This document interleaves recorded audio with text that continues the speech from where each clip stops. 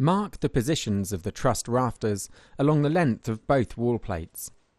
Ensure that the two outer trusses are 50 mm away from the end of the gable. Marking just one side of the trusses rather than the centres will maintain accurate positioning and prevent the marking out being obscured whilst aligning their position on the wall plates. Using galvanised clout nails to secure the truss clips to the wall plate at this stage will enable the trusses to be easily located. It's recommended that the truss clips are fitted at a later stage on larger roofs to prevent damage as the trusses are being positioned.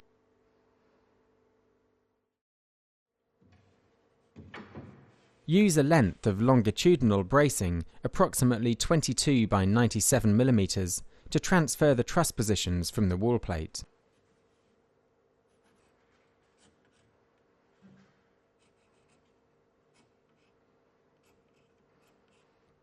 Place the first trussed rafter into position and secure it with several clout nails through the truss clips.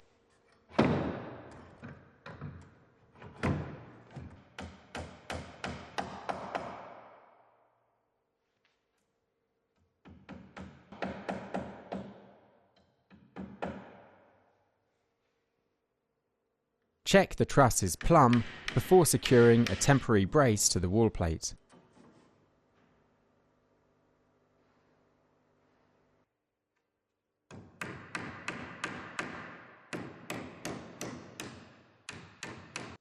Position another truss onto the wall plate before securing the longitudinal brace previously marked out. Secure another temporary brace between the two trusses to allow the original length of bracing to be removed.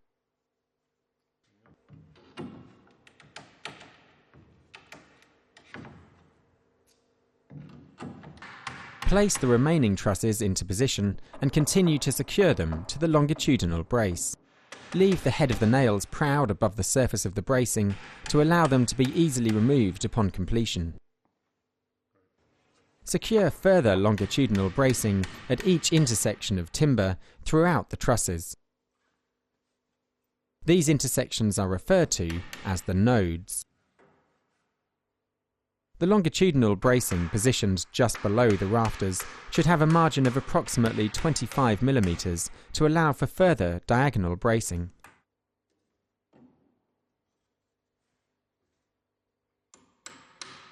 The temporary longitudinal bracing can be removed at this stage.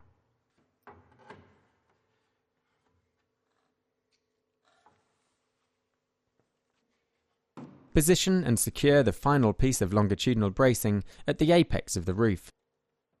To prevent racking and add rigidity to the roof, diagonal bracing is secured from the wall plate to the top of the roof.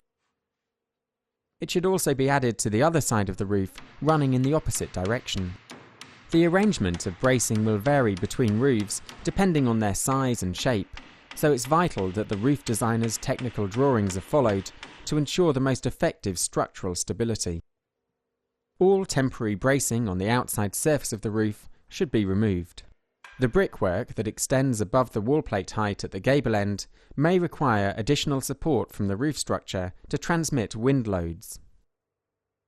This is normally achieved by fixing restraint straps to the ceiling joists and over the top of the rafters to complete the trussed roof.